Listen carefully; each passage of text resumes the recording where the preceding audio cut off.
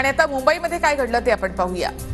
तर मुंबईमध्ये गणेशोत्सव काळामध्ये 24 तास रेल्वे सेवा आणि बस सुविधा सुरू राहणार, मुख्यमंत्री एकनाथ शिंदे यांचे आदेश।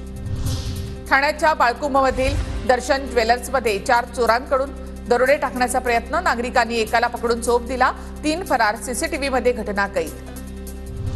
अस्वच्छता करणाऱ्या मुंबईकरांना पालिकेचा दणका, 53,000 नागरिकांकडून 1.5 कोटी रुपयांचा दंड वसूल।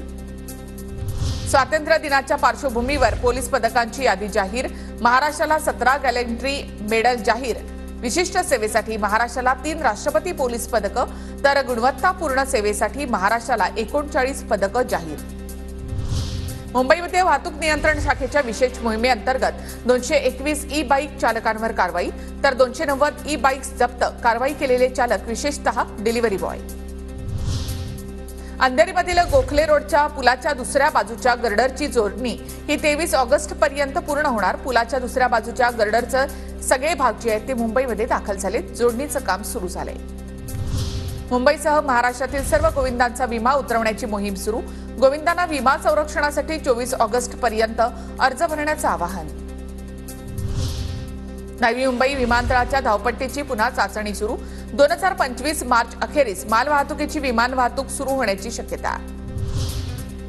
सलग आलेल्या सुट्ट्यांमुळे गोव्याला जायला विशेष गाड्यांची व्यवस्था, मध्य रेल्वेच्या समन्वयानं गर्दी टाळण्यासाठी कोकण रेल्वेचा निर्णय, मुंबईहून आजपासून 17 तारखेपर्यंत विशेष गाड्या असतील।